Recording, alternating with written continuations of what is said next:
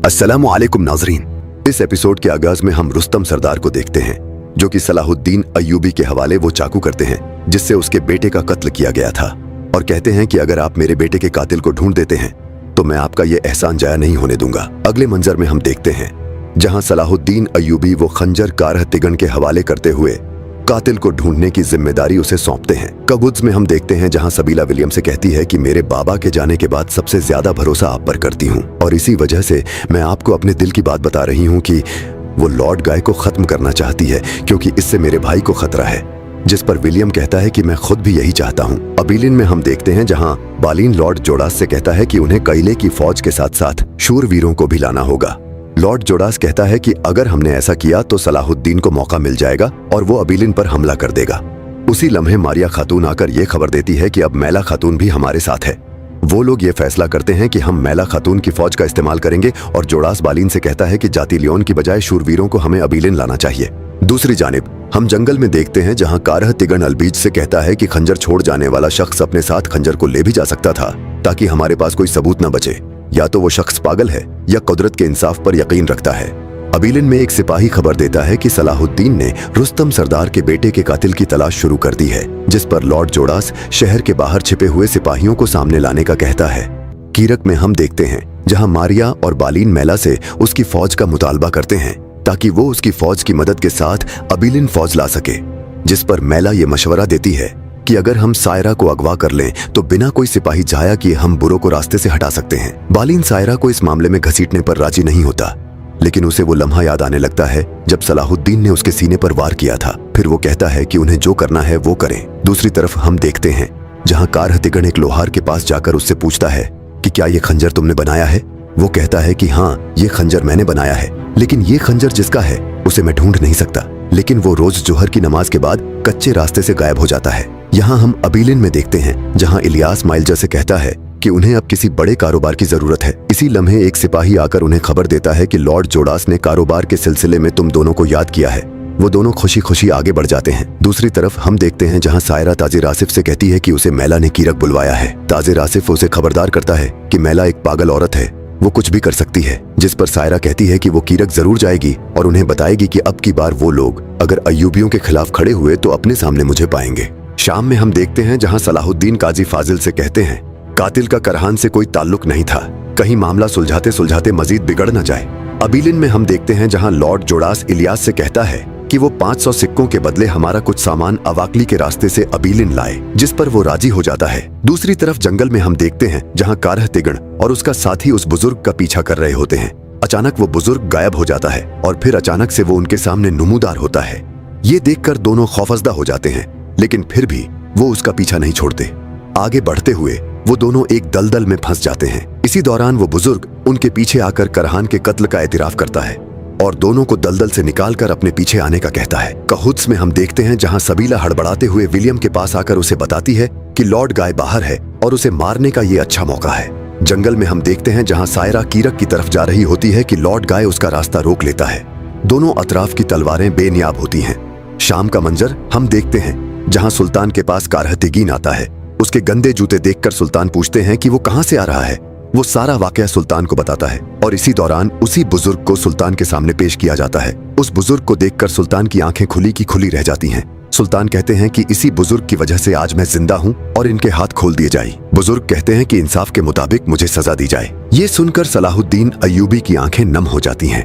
जंगल में हम देखते हैं जहां बालीन जाती लियोन से कहता है कि उसने बुरों को रास्ते से हटाने का पूरा इंतजाम कर लिया है। दूसरी जानिब हम एक तारीक कमरे में देखते हैं जहां सायरा को बंदी बनाया हुआ होता है। मैला खातून उसकी आंखों से पट्टी उतारते हुए उससे कहती है कि उसने शमसा को जहर देने की बजाय उसकी जान बचाई। वो सलाहुद्दीन को गम में लाचार देखना चाहती थी, जिस पर सायरा कहती है कि आशिक तो महबूब के अजीजों पर रहम करते हैं। इसी दौरान लॉर्ड गाय आता है तो मैला खातून उससे कहती है कि इस पर नजर रखो और वहां से चली जाती है।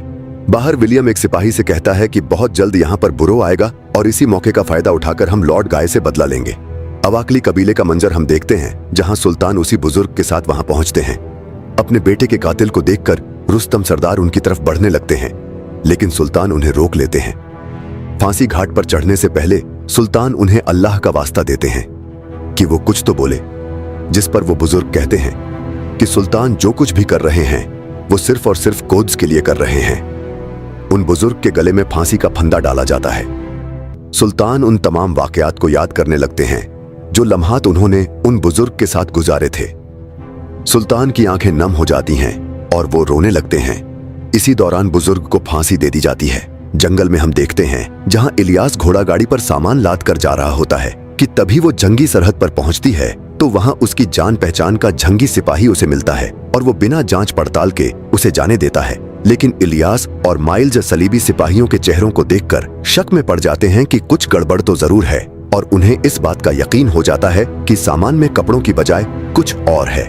उधर हम देखते हैं जहां लॉर्ड जोड़ास इलियास का मुंतजिर होता है, वहां उसे एक सिपाही खबर देता है कि सलाहुद्दीन अवाकली में कातिल के साथ पहुंच चुके हैं।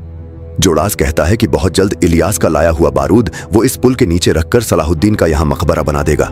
यहाँ हम देखते हैं जहाँ सलीबी सिपाही बीच रास्ते में इलियास और उसके साथी को उतारकर सोने की थैली देकर चले जाते हैं। दूसरी जानिब जंगल में हम देखते हैं जहाँ बुरो को लॉर्ड गाय की जानिब से एक थैला मिलता है जिसमें सायरा खातून की चादर होती है। सायरा खातून की चादर को देखकर बुरो कसम खाता है कि अगर सायरा को छूने वाले हाथों को काट न डाला तो वो अय्यूब का बेटा नहीं।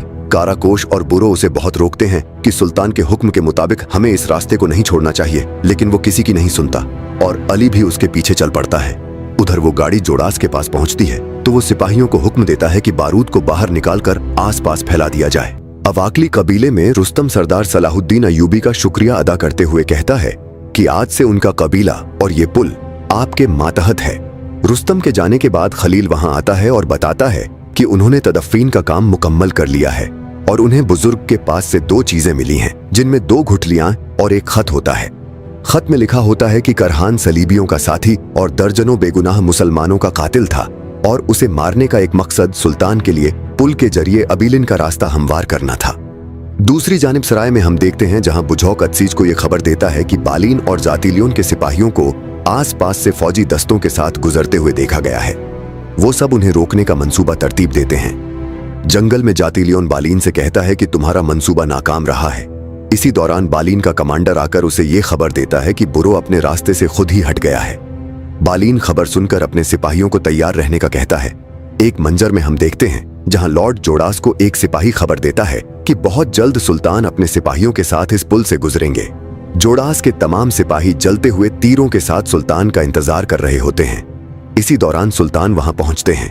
जोड़ास खुश होते हुए अपने सिपाहियों को इशारा देता है। तीर कमानों से निकलने से पहले ही सुल्तान के इशारे पर उसके तमाम सिपाहियों को मार दिया जाता है और जंगी सिपाही जोड़ास के पीछे भागते हैं।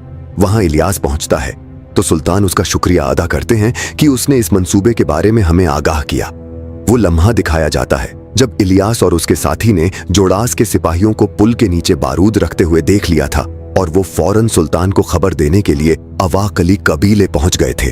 अपने पास मौजूद घुटलियों जैसी घुटलियां इलियास के पास देखकर उन्हें फौरन बुजुर्ग की वो बात याद आती है कि घुटलियों वाला शख्स का इंतजार करना। सुल्तान सबके सामने ये ऐलान करते हैं कि अब अबीलिन की मुहासरे का वक्त आ चुका है। प्यारे नाजरीन, आज की इस एपिसोड में यही कुछ था। उम्मीद है कि आज की ये एपिसोड आपको पसंद आई होगी। अगर आज की ये एपिसोड आपको पसंद आई है तो हमारे YouTube चैनल को जरूर सब्सक्राइब करें। वीडियो के इख्तिताम पर हमारी अल्लाह ताला से ये दुआ है कि जिस तरह आप लोग मेरी वीडियोस पर अपना प्यार दिखा रहे हैं, इसी तरह अल्लाह ताला आपको दोनों जहानों की खुशियां अता फरमाए और जो लोग गम में मुब्तला हैं, अल्लाह ताला उनके तमाम गमों को अपने फजल से खत्म कर दे। आप लोग जहां भी रहें खुश और आबाद रहें। अल्लाह हाफिज।